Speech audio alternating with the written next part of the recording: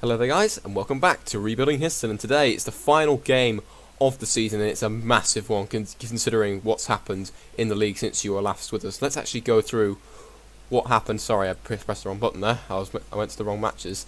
Go to Histon fixtures actually. Sorry about that. So the last time you were with us was this unfortunate defeat 4-1 away at Bedford. We then lost the next away game 2-0 away at Barton Rovers. Arel and Moo getting both goals in this particular match. We didn't play too badly. It's just the fact that Barton Rovers were better than us on the day in terms of the actual ratings. That the strikers and the midfielders just weren't good enough on the day. The defensive core though did all right, but could have done better. But in the end, I didn't think they didn't play too.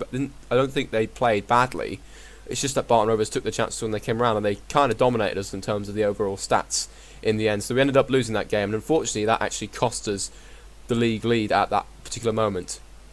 We then bounced back with a massive 2-1 victory at home to Northwood, which I said in the last episode was the biggest game, considering the fact that Northwood are battling for a playoff spot as it stands at that particular stage in the season. Glider opened the scoring after 4 minutes, but then Ismail Ehui equalised after 38. Then Tom Perry, the super sub, on the 90th minute scored the winner, and that allowed us to take a very important 3 points from this particular match. Absolutely important that we got the 3 points in the end for that. And then we followed that up with another 2-1 win, this time away at Aylesbury United. Glider once again opened the scoring for us. However, they equalised through Steve Buckley, despite having a sending off, with Crossley Lemmer picking up a second bookable offence.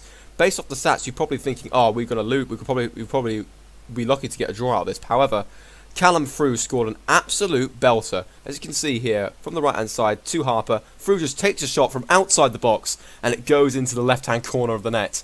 And it's a goal worthy of winning any game, regardless of what level it is. It was an absolutely fantastic moment, and we got a valuable 3 points out of that particular match.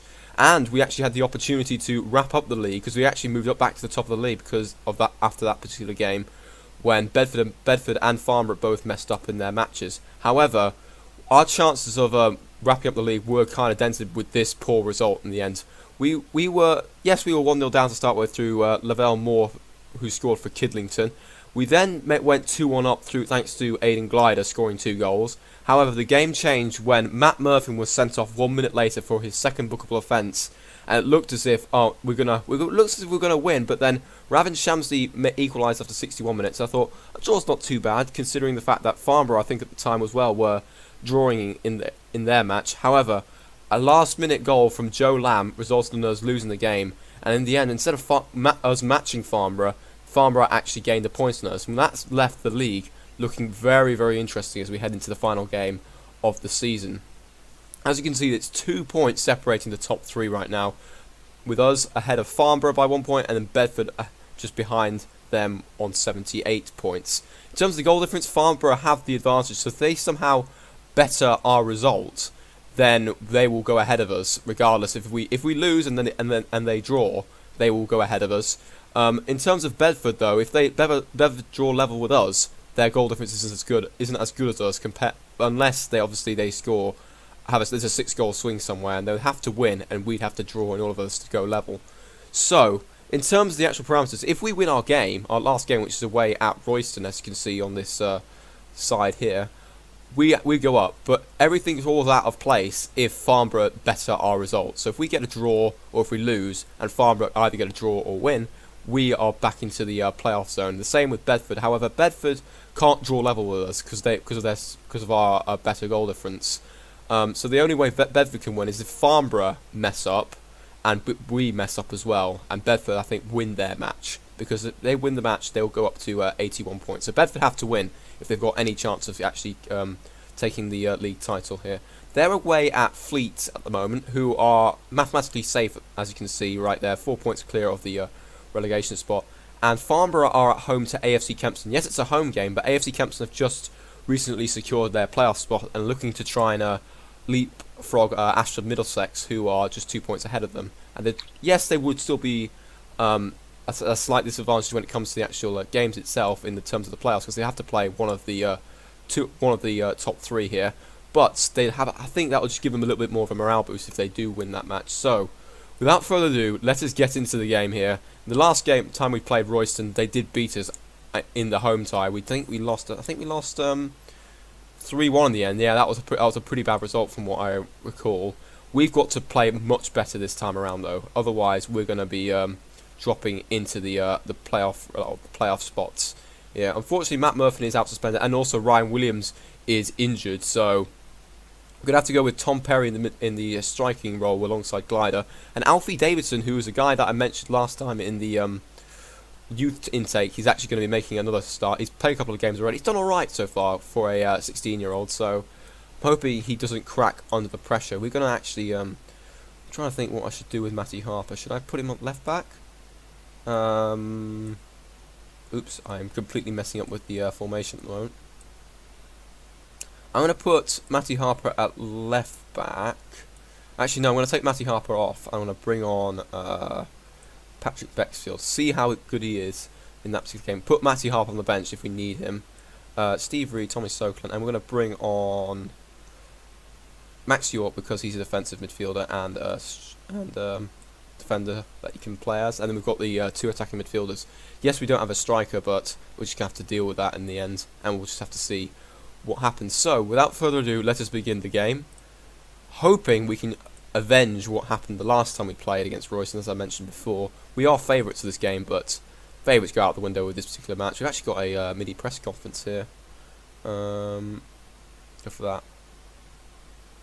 That.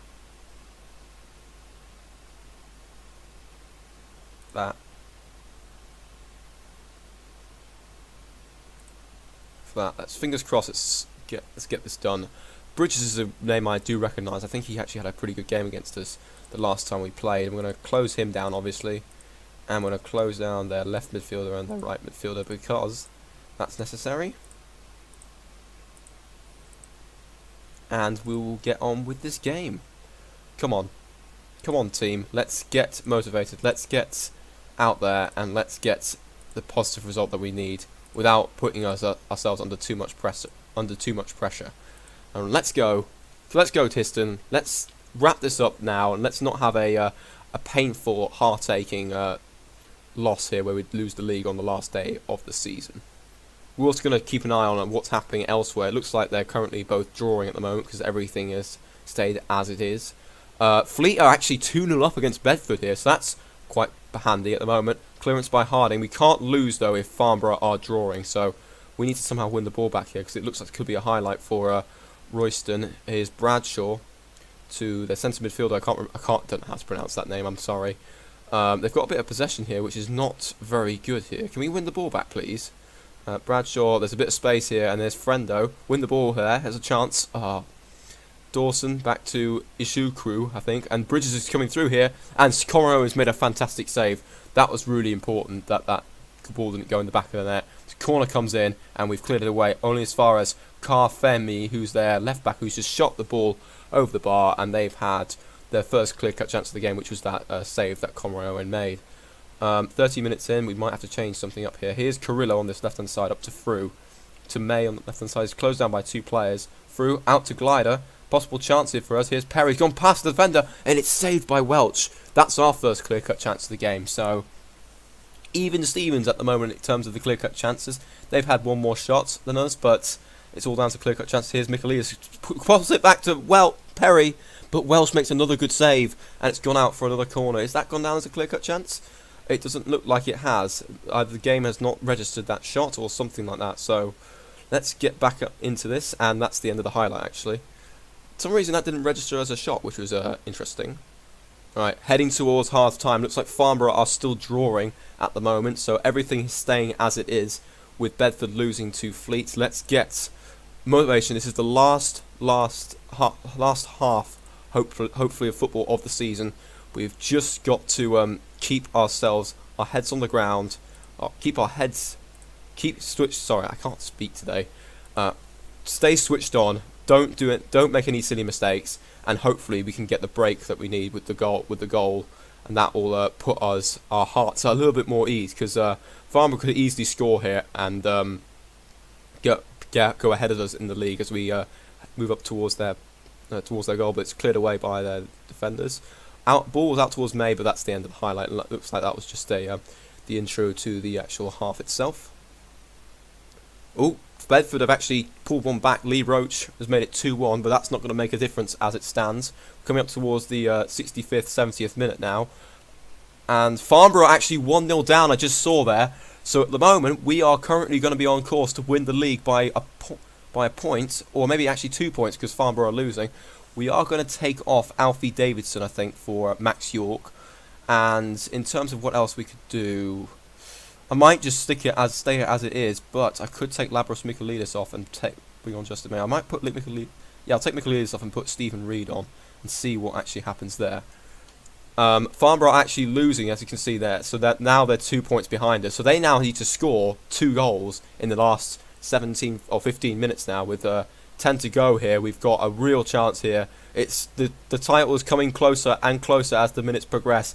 Let's get towards the last 5 minutes or so, and we're going to make our final substitution. It looks like it's going to be a 0-0 to end the season, but that's all we need, as Bedford have put a goal back, and it's now 3-2. I don't know what to do. I don't know what to do here. I mean, I could take Bexfield off. He's done all right though, but our defence have done really, really well. We could take Tom Perry off and just put Tommy Sokolin up front, or we can take Justin May off just for fitness problems, and then we'll do that. Put Sokolin on the left hand side for the last couple of minutes or so, and hopefully nothing happens in the last 2 minutes, which results in a dramatic escape for Farnborough. But it looks like we are going to win the league as the ball goes in towards the box, and it's 0-0. It's finished, half finished. Has the result in the other game finished as well? Unlucky boys, this wasn't our day, please. Yes, it looks like, yes, we have won it. Fantastic stuff. That's absolutely amazing job. I don't understand why the game was giving me the poor options there of apparently we hadn't won the league, but AFC Kempston did the business for us and helped us out a treat, and we've now won the league, and we've been officially promoted to the tier above us, and we won't have to worry about playoffs, which is absolutely fantastic. So this is absolutely amazing, the fact that this will be the last episode of the actual season itself. So we will I actually am going to show you guys a bit later on what the other leagues look like, and see what happened higher up in the terms of the divisions, and also what happened in our paired division in the Southern League First Division South and West, I think it is. That's where Hereford and Salisbury are, and those two teams are reformed teams, and they're looking to move back up the leagues themselves. Alright, and there it is. There's the confirmation that we've won the Southern League First Division Central. We have stopped the rut, and we've now started to move ourselves back back up the tiers of English football.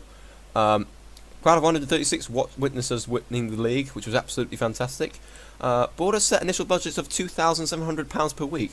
That's a massive increase. That's £2,000 more than what I had before, which is absolutely ecstatic. If we were able to use that next year, that'd be amazing. We'd be able to hold on to some of our younger players who are looking to get bigger contracts, which will be absolutely interesting.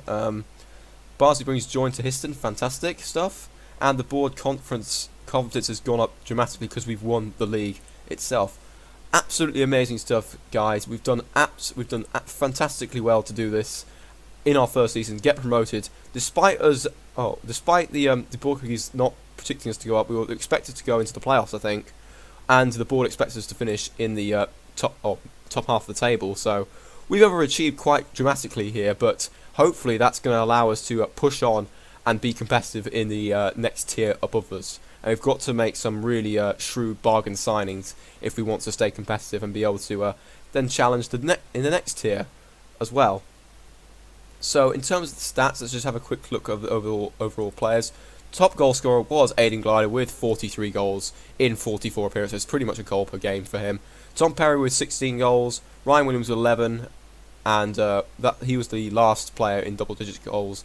And then Michaelidis was the best midfield scorer with 8 goals for him. Assists, we've got Justin May on 15, Kevin Carrillo with 11, Ryan Williams with 10, and then 9 for Glider, 8, 6, 6, 4, and so on. And the highest average rating was Glider. No surprises there, considering his number of goals he scored. Second highest was Callum Frew with after only 27 appearances, 7.16 rating, and Tom Perry was only 0.01 behind him after 33 appearances with 16 goals and 8 games. So that is it for the end of the season itself. Let's actually have a quick gander as to what's happened in the tiers above us, so in the Premier League and etc. So as you can see here, Arsenal have actually won the league already by a country mile. They're 18 points clear of Manchester United. City are in third, and currently Liverpool are fourth. Leicester were in that 5th spot earlier on, but they've dropped down to 8th place, as you can see right there. They've still got a couple more games to go, so we still have to sort out who's going to be finishing the top 4. It looks like Man United are definitely going to be there, and City are probably going to be there, but it's between Liverpool and Spurs as to who will get that last spot. Chelsea down in 7th, which is quite interesting, and Everton down in 14th. Don't know what's happened there. And then we've got currently Middlesbrough, Bournemouth and Sunderland in the relegation zone, although it's really close between... There's 3 points separating 14th place Everton and 18th place Sunderland. Yeah, in fact, 4 points separating between Everton and Bournemouth at the moment. Let's go down to the Championship and see what is going on there. So we've got Newcastle, who have completely walked away with the Championship. Kind of expected, really. Leeds look like they've gone up as well in the second automatic spot. They're 6 points clear of Aston Villa, although Villa do have a game in hand, so they could close that gap up if they win that particular game in hand. We've got Huddersfield and Norwich and Ipswich currently sitting in the playoff spots. It looks like Huddersfield have guaranteed a spot, maybe. They're 4 points clear. I don't think they have just yet. Down at the bottom, we've got Preston, Burton and Rotherham, who have all been mathematically relegated already. As you can see right there, they're 9 points. Preston are 9 points behind Reading with... Preston are 9 points behind Reading with 2 games to go.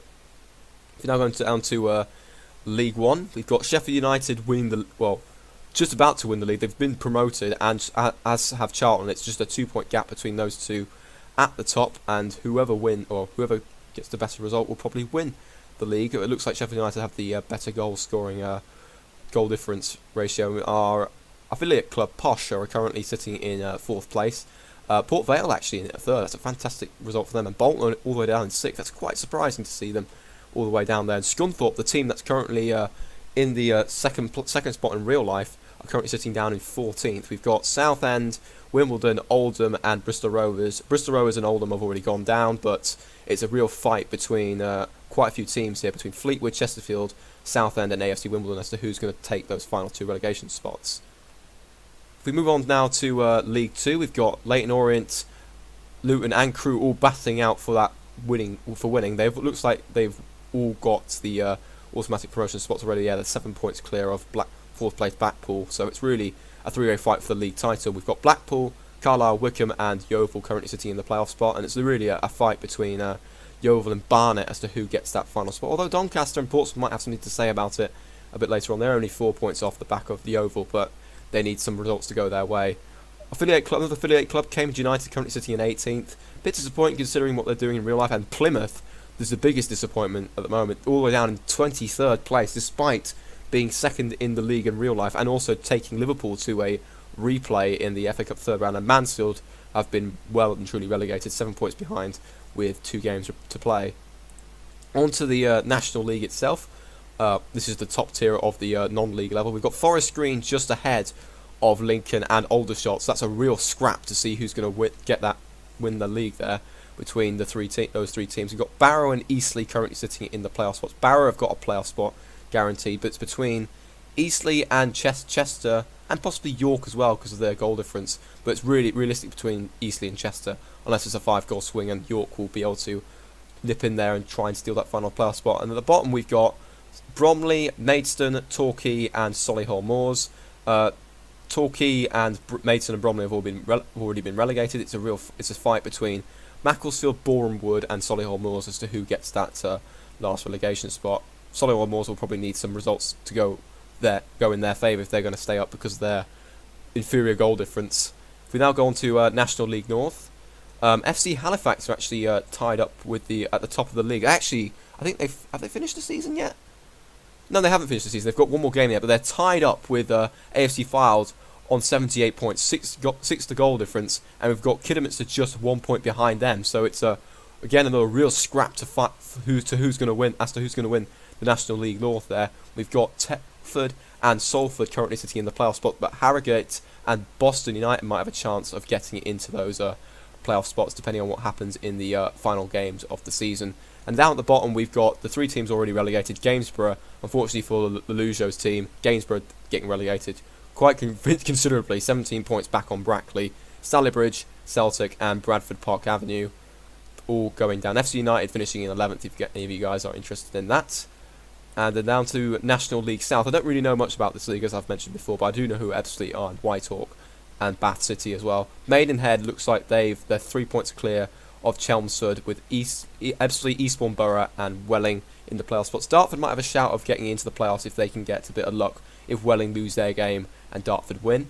And then down at the bottom we've got Oxford City and Truro both being relegated, and Poole in a fight with Western Supermare, but there would need to be a good big goal swing for Poole to have any chance of staying up. We're now nearly done, guys. We've still got a lot of leagues to go. That's what the Isthmian Premier Division looks like. Dulwich Hamlet winning the league there. That's quite a interesting thing. Billericay and Billericay and Lowestoft, Burgess Hill and Kingstonian in the playoffs. Lowestoft were the team that knocked us out of the FA Cup, so they got a playoff spot in the end, so they were quite a tough team to play. Merstham, Woking, AFC Sudbury and Grays have all been relegated. The team that the league has actually finished for them. In the Southern Premier Division we've got, this is hopefully the league which we'll join if everything goes to plan. We've got Slough winning the league, Leamington, Hitchin, Kettering and Chippenham all getting into the playoffs, with Biggleswade Town, St Ives, Cambridge City unfortunately getting relegated, and Cirencester all having to drop down a division. Cambridge City would have been nice to play against next year. Would have been a nice little local derby itself for that. And then in the Northern Premier Division, which is where teams like Stourbridge, Liv and Blythe Spartans, well, Spennymoor have run away with the league. They're 17 points clear of Blythe, with Marine, Ilkeston and Mickleover joining the non-league giants when it comes to the FA Cup in the playoffs. It could be a really interesting fight there as to see who gets promoted from that division. And down at the bottom we've got Frickley Athletic, Colville, who actually beat us in the FA Trophy, Whitby and Corby all getting relegated. Corby getting relegated on goal difference. That's real shame. Only 2 behind Grantham and Stourbridge, so it was a real fight as to who was going to stay up there. Glad Stourbridge stayed up. That was a bit of a disappointing season for them, considering their FA Cup exploits. We're not going to look at Smith. You can pause it if you want to look at all these other leagues. The Isthmian First Division North, Southern League. That's us obviously, and we're actually going to have a quick gander of the Southern League Division 1, Division South and West. So it looks like Salisbury FC have hipped Hereford to the post in the league itself. In real life, Hereford are walking this particular league, but that's a real surprise to see there. But to be honest, those two are the strongest teams in this particular division. That's why they are so far clear of third place Taunton and then everyone else. So Hereford are going to have to play a couple more games. They're going to have to, if they're going to go up to the next tier with Salisbury and us. Taunton, Tiverton and Maggotsfield are the teams that we're going to have to battle it out with when it comes to the playoffs. And we've got Polton and Bridgewater, who the team that actually knocked us out of the Southern League Cup, finished bottom of their division. That was a bit disappointing in the end. So that is the end of the season, guys. So next time you will see me will be after the off season and the pre-season. I will take you through all the transfers that happened throughout the summer, and I'll see you back for hopefully the first league game of the new season in the higher division, in the Southern League Premier Division. So if you enjoyed this episode, please leave a like, comment, subscribe. Apologies if this was a long episode, but it was kind of necessary just to show you guys what happened elsewhere in the other divisions, and to see our overall stats at the end of the season. I'll quickly show you guys what happens at the end of some of the leagues, because they haven't all completely finished yet. So we'll soon find out who's going up to their respective divisions, etc. So this is the end of the episode itself. I'll see you guys.